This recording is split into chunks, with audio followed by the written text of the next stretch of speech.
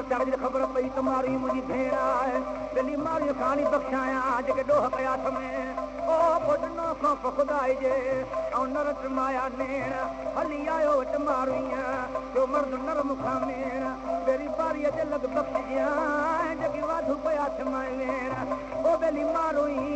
मुंहिंजी सही सॻियां भेण ओ यसुल घुरोई मां धर्म जी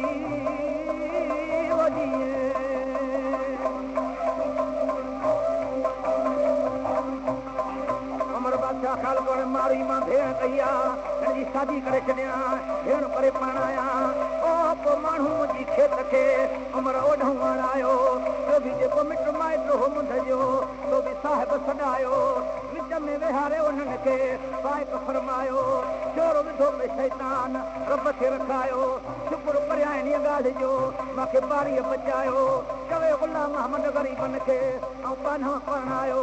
अलाह माइटनि खे अंदरि मुंड सां वञी केवर कढायो ख़ुशि थी माइटनि खे ॾिसी हिकु सफ़र सजायो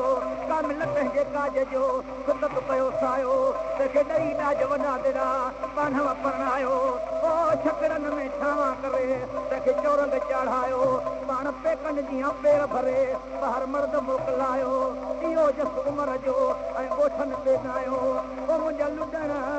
जया तुरीअ तोरायो असां वॾा इंसाफ़ उमिरि जा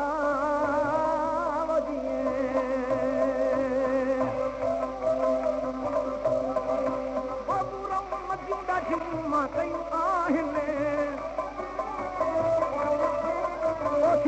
सेण सतार मुंहिंजा मारू मासा परचन शाल पंहार मुंहिंजा मारू मासा मारू मासा उहे संगी मासा मारू मासा उहे संगी मासा परचन शाल पंहार मुंहिंजा उहे मारू मासा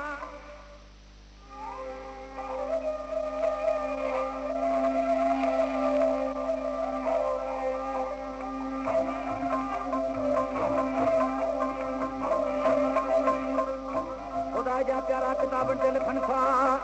अदात वॾो इंसाफ़ उमिरि जो ऐं आलम में आहे ओ कयाई ज़ोर न ज़ाहिर ज़ाल सां न की कढ पियो सिकाहे न त चिड़ी चवनि मुंहिंजे बाज़ जे जेकर छा सीनो साहे ओ मुंहिंजा पुनल छा वसो औरत जो आहे ओ जॾहिं मर्द मदाईअ ते अचे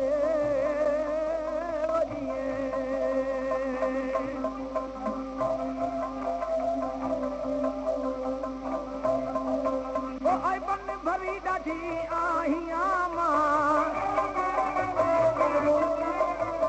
बन भरी ॾाढी आहियां मां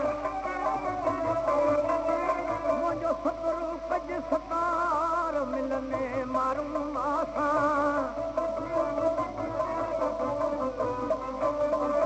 ओ मारूं मासां उहे साॻी मासां परचन शाल पंहार मुंहिंजा मारू मासा परचन शाल पंहार मुंहिंजा मारू मासा